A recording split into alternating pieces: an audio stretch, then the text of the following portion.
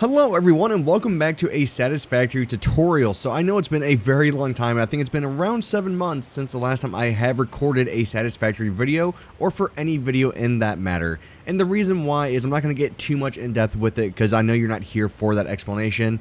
But the reason why is I'm going back to school for a bachelor's degree. I've been very busy with that and finishing it up because I'm so close, and I'll be finishing up in December.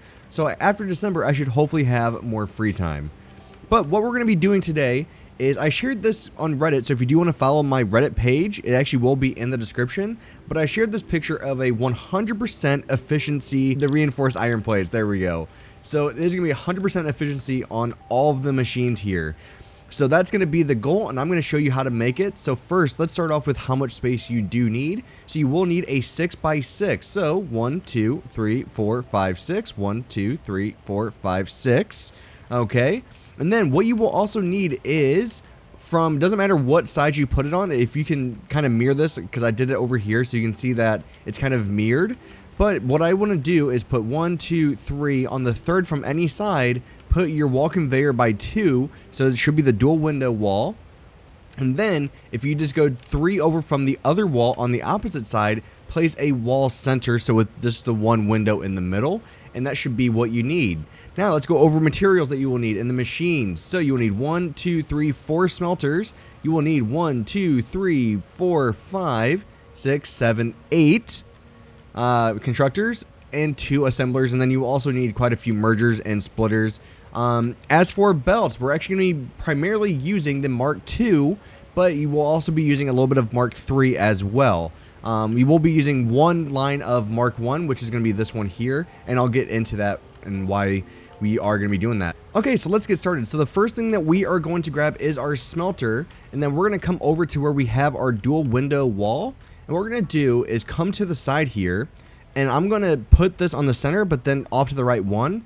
And then I want this to kind of be centered on this first window. So you can see here that we have this window, and our smelter is kind of in the center of this second window here. Then what we want to do is grab a constructor, and we're going to line up the constructor with our discharge and push it out 2 blocks. So we're actually kind of straddling this foundation here. And so you will see that we just need a little bit enough room for another merger. But what we need next is our second constructor. And then we're going to actually push this one back 1. And then we need to grab a splitter. So you will see me going back and forth between just to grab items instead of going into the inventory. It's usually just a little bit quicker. So this splitter is going to act as your discharge. So what we're going to do is, using a Mark II belt, we're going to come from our smelter into the splitter, and then from the splitter into each constructor using the Mark II belts. And then what we will need next is a merger. So the merger will actually connect your 2 constructors on the discharge, but then what you want to do is actually facing the output, facing away from your constructors. Again, using a Mark II belt, we will connect these. And if you do it right, you should have a perfect 90-degree corner into your merger. So that's how you know if you did put your constructor in the right spot. And again, your second constructor here should be a perfect 90 from this splitter. So it kind of shows you just how this should be laid out. Next, what we're going to do is grab a third constructor, and we're going to line it up with our second constructor here. And then we're going to push it out 1 from the smelter here. Okay, so it should look something like this. Kind of off center, I know, but the reason why we do that is because we're actually going to be coming out and then coming into our manufacturers. So that's how we want this to be laid out. Now, what we want to do next is we're going to grab 3 more smelters, and then we're actually going to turn these to where it's going to be, the discharging is going to be facing the end feed of our first smelter. What we're going to do is bring these back and kind of straddle these 2 foundations here. So the way I know if I put this in the right spot is if I take a splitter, I should be able to see. So actually we have it 1 too close. So what I'm going to do is copy this one and then just move it out 1 more. And then just put that one back in place. Also, you will see me flying around. I am using a creative mode. It does make it easier for these videos to use it. So this might take a little bit more time when you are doing it by yourself and in a survival setting, but I do want to just let you know that's why you are seeing me flying around and just grabbing all these parts. So next what we want to do is grab the splitters, and we're going to put the splitters on the first 2 smelters, and then we're just going to connect these with Mark 1 belts. You can use Mark 1, Mark 2, doesn't really matter. I'm going to make a perfect 90 into the third smelter. So then this is kind of important. What we're going to do next is take our belt from this first smelter and from the splitter and go right to the edge of the boundary box for the smelter. What we need next is another splitter. So this splitter, what we're going to do is have it be right against the wall from the far left window. So on the opposite side from our smelter on the other side. Then using Mark 1 belts, we're just going to connect directly from the splitter into the first smelter. And then we'll have a small little jog going from the splitter over just to the edge of that conveyance that we had against the other smelters where we have the line of 3. Okay, so we almost have our first setup good to go. Now, what we need to do is grab our constructors. Now, here's where it might take some kind of work just to kind of get these in the right spot. So the way I'm placing these is kind of on the center of this foundation here and all the way up against the wall. So you can see here that's kind of straddling one single foundation. So it should be perfectly even. Then what we're going to do is copy another constructor, put it right next to it. Okay. And then what we're also going to do is then take this and we're going to put it straddling this foundation here. And the reason why we do that is you can kind of see it here. It actually should be one more off to the right. So if we're looking at foundations from the left to the right, it's 1, 2, 3. And then our infeed should just be on the other side onto the fourth foundation. And then we're just going to have our constructors side by side for the next 3. Okay, so next what we need to do is take another splitter. And then on the left side where we have the 2 constructors, we're going to face our orange infeed coming in, and then we're going to come straight into the first constructor. Alright, we're going to place it there as close to the constructor as we can get. Then using Mark 2 belts, we're going to connect this constructor.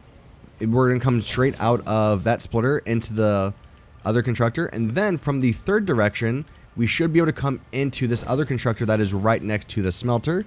So you should know if you did this correctly if you do see perfect 90-degree corners everywhere between these two.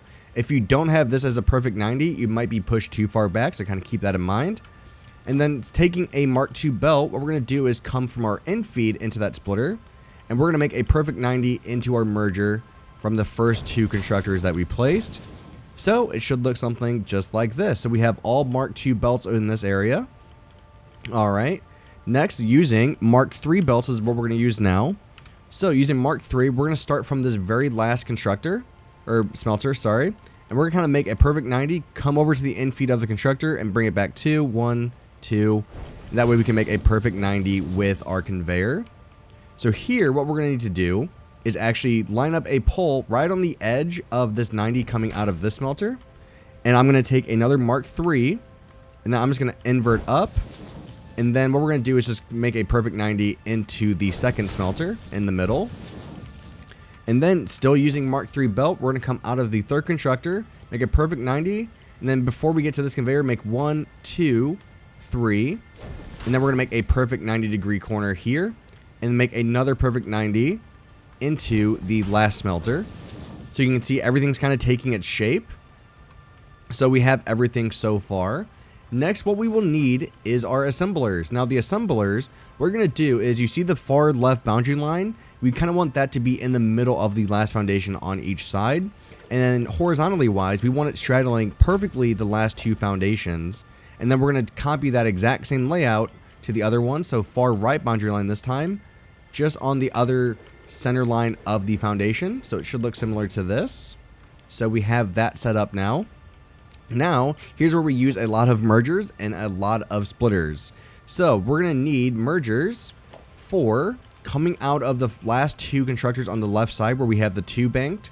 What we're going to do is using mergers, we're going to face towards the infeed, so the discharge of the merger, to our constructor and put this right up against the constructor here. But then what we want to do is then change another merger, to kind of come in just to the side of this gap between the constructors that we have, but line it up, and it should discharge towards the constructors here, or assemblers. I keep mixing up my stuff.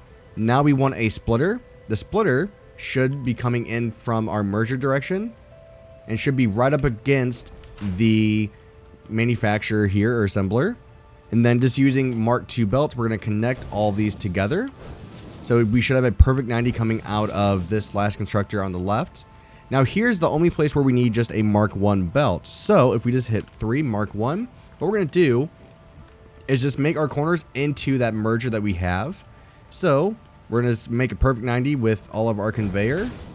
So here we have in feed 1, 2, and then just feed into your merger. Now the reason why this works as a Mark I is it fits in perfectly with the gaps that we have from these two constructors making screws. And so with this Mark I, it kind of levels out and spaces things out a little bit to where you don't really get any backup, which is why this all works so well. Now we need more mergers. We're going to come over to the side where we have the 3 manufacturers. And what we're going to do is just merge all these together. So we're going to start with the last one on the left side closest to the other 2 constructors that we just got done with. We're going to have the discharge towards the manufacturers or assemblers. I'm sorry, I keep mixing up all of my stuff. And then your last merger is going to go to the middle one. And then here, using Mark II belt, what we're going to do is just connect to that merger, connect this constructor with the merger, connect that merger to this one, make sure we connect to the constructor. Now what we're going to do is grab a splitter, and then we're going to put this in line with the last 2 bays for the end feed of the assemblers. I'm just going to use Mark II belts again, and then we can just connect with perfect 90s to our assemblers. Now you might have noticed we didn't connect one side. What we need to do is, I don't like having clashing conveyor, so I'm going to put a conveyor pole here with Mark II conveyor, go up and over, and then into the other side of that assembler. Now we should be good. Usually it's always good to make sure we connected, which it looks like we did. So that is pretty much that. Now if we take a merger, what we can do is then put one on the back side where we have this one wall with the single window, and we're going to discharge it out towards that window. And then what I'm going to do is just using Mark I belt, doesn't need to be anything special, just connect with perfect 90s our assemblers to that merger. And voila, there we go. So all the conveyor is good to go. Now all we need to do is just work on setting everything. So all these smelters will be making iron ingots. So we're just going to go ahead and change all of those to iron ingots. Change them on this side as well. Okay, so where you have these 3 manufacturers over here by the one smelter, what we're going to be doing is making screws. So these first 2 here are going to be making iron rods. So make these iron rods. Now this one, when it comes back, we're going to be making screws with just regular recipe, nothing alternate about these. These 2 on the left, right by the left side assembler, we're going to be making the screws as well. So you should have 1, 2, then 3 making screws. Okay.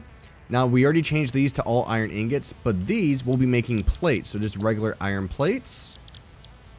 Regular iron plate for all 3 of these. And then your assembler will just be your reinforced iron plates. So you should be making, because what is it, 10 per minute? What is it? 5 per minute. So you should have, with one 6x6 bay, a total of 10 reinforced iron plates. Every machine in here would be running at 100% efficiency. And then you just need to figure out how you want to connect from the outside walls to your conveyor, and then how you want to discharge from this side. But this is how I have my building set up. And yeah, hopefully this works. Now all you have to do is just figure out, again, in-feed discharge into the room, but then also how you just want to get power to these. If you want to use roof mounting, if you want to use wall mounting, doesn't really matter. But there is not a lot of free space, so you just kind of want to be aware of how much space you have. But with this layout, you should be getting 100% efficiency with just regular screws, and this is not with any overclocking either. So if you do want to overclock, I would just recommend overclocking everything at once. So it kind of, I know, sucks, but with how everything runs, you need to overclock every single machine. If you did want to ramp everything up to like 125%, every single machine would need to be ramped up to 125%. So yeah, thank you for watching, guys. It is greatly appreciated. Again, I know it's been a long time since I've made videos, and again, I will get back into it more when I'm done with my school. But until then, I will hopefully see you guys soon, and I am enjoying playing Satisfactory again. And right now, You can't really tell, but I'm working on making another creative base. I'm really in a creative mood right now to making just a really badass, part of my language, base. So yeah, hopefully you guys will enjoy that, and I will see you soon for the next video. Bye-bye.